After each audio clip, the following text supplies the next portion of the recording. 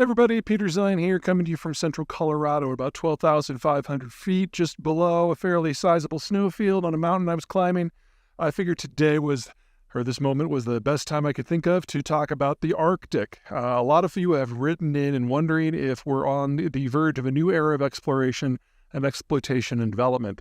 Can't rule it out, but a couple things to keep in mind. Number one, the Arctic is, for the most part, completely unpopulated. And so even if you have a wonderful mineral resource, you then have to go into tundra in order to build roads or ports or airstrips. Tundra is not great land to deal with. In the summer, it tends to turn into a full-on swamp. So if you're going to have a town, it has to be elevated. And if you're going to have a road, it has to be on a raised berm that stretches hundreds, if not thousands, of miles, which is why most of the remote places in Russia and Canada for mining aren't on the road network. You basically fly in, and then the place is just a frozen version of hell in the winter. If you want to do offshore, you're not just dealing with ice, you're dealing with moving sea ice, which means that most of what you have to do has to be under the ice, and yet it still has to be pumped back to the shore where it can be stored until the ice melts in the summer. So now you also need storage. So your cost for development for facilities up there is very high. The maintenance cost is extreme, and you're not going to be able to have a regular income stream because you can only ship out seasonally. Then there's the problem that where there are populations on the or above the Arctic Circle are very, very limited. You basically have two categorizations. The first is you've got the Russians, because during the Soviet period, the Soviets saw the entire Arctic zone as a zone for national security, and even though it made no economic sense, they settled people up there to the tune of a few million. Now, the vast majority of those people have found ways to get back to warmer climes, but there are still places like Murmansk and Norilsk that are way up there. The thing is, no one is going to sink the capital and technology that is necessary to develop the Russian Arctic. Exxon was doing a little bit on this in places like Murmansk and Vendré, I'm sure I mispronounced that, sorry Russians, and the Yamal Peninsula, but in the aftermath of the Ukraine war, that money's gone away. And there aren't a lot of companies on the planet that have any sort of experience in dealing with this sort of thing. The Russians do have some limited skills. Obviously, they've got plenty of experience. The problem is that the gutting of the Russian demographic structure is well underway, and the youngest people who were trained in the Soviet period with the full suite of technical skills necessary to do things like this, they're in their early 60s now. There just aren't enough people out there to do it, and the Russians have never had the capital to do it in any sort of scale. The other classification are places where the normal rules of the Arctic do not apply.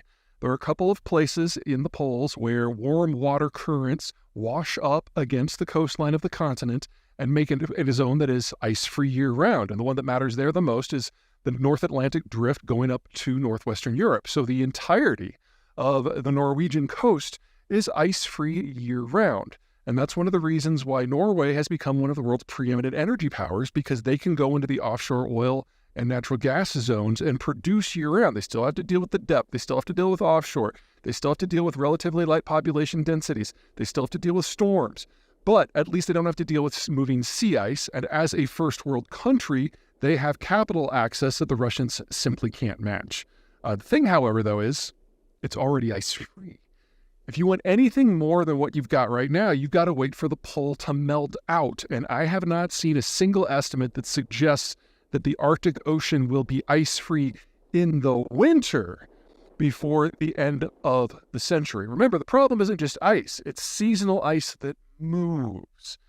And then the other issue is if you're not after resources, you might be after transport. The idea that you can ship things from Europe to East Asia back and forth much more easily than you can going the southern route through Suez or around Africa and India. Well, technically, there might be something to that. But again, seasonal sea ice, you have to wait for the place to be ice-free. Otherwise, all the aids to navigation have to be redropped and recharted every single season. So again, seasonal route. And even if you're relying on an icebreaker, that icebreaker is going to be Russian. And in the current environment, there aren't a lot of people who want to rely upon the Russians for safety in times when there's distress, because for several thousand miles of empty trackless ocean and ice, there is no one else you can call. Finally, if you're going to do this, You're connecting East Asia, the most rapidly aging part of the planet, with Western Europe, which is the second most rapidly aging part of the planet. So you're making a long-term bet on two regions that demographically are not going to be able to trade much at all for much longer because they simply don't have any consumption that is going to be sustainable in the long run. So I don't think without a series of technological breakthroughs that are not very likely, we're going to see a lot of development up there. Everyone will play. Everyone always plays. But this is one of those things at the top of the world that's just going to stay there. All right, that's it. Take care. Hey everybody, Peter Zeihan here, coming to you with the most recent in our Ask Peter series. Today the question is about thorium power. Now, there's uranium-based nuclear power. Thorium is a potential substitute. It's a different element, different chemical process. And according to its promoters, thorium is better because it is more difficult to turn into nuclear weapons on the back end. So if you can remove a lot of the proliferation concerns of a uranium power cycle, then maybe we can get rid of some of the obstacles to adopting nuclear power on a broader scale. The short version is probably not, but to understand that, you have to understand how uranium works. So when you mine uranium, you get something that is basically ore where a very small percentage of it is usable. Uranium decays over time, over decades, over centuries, over millennia, and you only get a few tenths of a percent of it that is actually the stuff that you need. So what you have to do is you have to mill it to get rid of all the stuff you don't need at all, and you're left with raw uranium in a form that they call yellow cake, which is a powder. And then you complex that in a compound called uranium hexafluoride, which is solid at room temperature. So you then heat it up a lot and throw it into a gas centrifuge where you spin out the different isotopes. When nuclear material degrades, half-life, all that good stuff, it comes up with different atomic weights. And by putting it into a gas chamber and centrifuging it down, you can increase the cut of the part that is actually fissile that you can use to achieve an atomic reaction. And in the case of a civilian power system, you're after something between 3.5% and 5% roughly. Everyone has their own preferred mix, but that's usually the range. Now, once you have that kind of enriched fuel, you then compound it into a structure like a fuel rod, and then that goes into a nuclear power reactor where it goes through fission. The fission generates heat, the heat drives turbines, the turbines generate the electricity. That's grossly oversimplified. That's basically how it works. Okay. On the back side, when you have a spent fuel rod, what has happened is that the uranium, that is the fissile component, has changed. And now its waste material is plutonium. And people can take the plutonium from spent nuclear fuel rods and make plutonium-based nuclear weapons. Now, if you're going to do something with thorium, the problem is it doesn't make it too much better. Plutonium is still the byproduct. And while you don't generate as much plutonium from the use of thorium in your nuclear reactor as you do from uranium, you still get some. In addition, you need a different kind of reactor. The fuel rod fabrication system is different. The purification system is different. The nuclear power reactor system is different. So in exchange for doing a completely new fuel cycle and a completely new power cycle, you're only getting like a quarter less plutonium. Now, yes, it's in a slightly more complicated chemical mix. Does require a little bit different equipment, a little bit more skill in order to extract a thorium-based plutonium byproduct. But the people who are making nuclear weapons aren't doing it for economic reasons. And if you have a standard 1 gigawatt uranium-based nuclear power system, you're going to generate enough waste plutonium every year to make about 6 to 12 crude plutonium devices. You do this with thorium, you might only have enough for 4 to 10. It's a marginal difference, honestly. So it's an interesting technology, and for countries like India, who have a lot more thorium than they do uranium, it's probably worth exploring just for power sake. But it's not going to solve anything on a non-proliferation issue. Neither is it a silver bullet that will solve the nuclear industry's problems. The big issues you have with the nuclear industry, in addition to proliferation, or you've got the spent waste you have to do something with.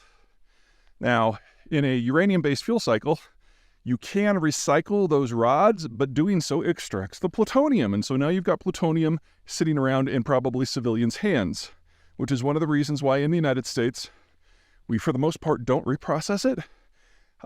During the Cold War, it kind of worked because the military could take that plutonium away, but now the military has been slimming down its nuclear arsenal for decades. Demand just isn't there. There is no other use for plutonium, really. It's at least not in the volume that it produces this stuff. And so you're left with a waste disposition issue. Now, other countries have addressed this, if that's the right word, by having some sort of government facility where most of this stuff goes and is interred or is mixed with glass or is buried or whatever. None of these things really solve the problem, but they at least address them. In the United States, we've got something called Yucca Mountain, which is a big storage facility, but it's completely oversubscribed already, which means in the United States, right now, all that spent fuel, unprocessed typically, is stored on the reactor site in a coolant pond, which I would argue is not the best idea. But until we get a couple acts of Congress that either deal with the reprocessing and the plutonium extraction and or create a fundamentally new storage facility that can handle all of the volumes that we need to handle, we're kind of at a stalling point with the nuclear industry in the United States. Barring the development of fundamentally new technologies, of which there are a few interesting ones in play, we're actually going to be seeing nuclear power fall drastically as a percentage of our overall fuel mix. It's been about 20% of the total for the last few decades, but we've only had one new plant come online since 1973. And pretty much all of them are going to be decommissioned over the next 15 to 20 years, which we may have questions over whether that's a smart thing to do. But these facilities are a half-century old plus, which means that with all the solar and wind, assuming it's working perfectly, we're really just going to be standing still when it comes to generation of electricity, much less decarbonization. So this is a piece of the puzzle that we really do need to fix. And it really does require action from Congress. So I have very low hopes that that's actually going to happen, and I'm afraid that thorium isn't going to get us any closer. Sorry. Bye.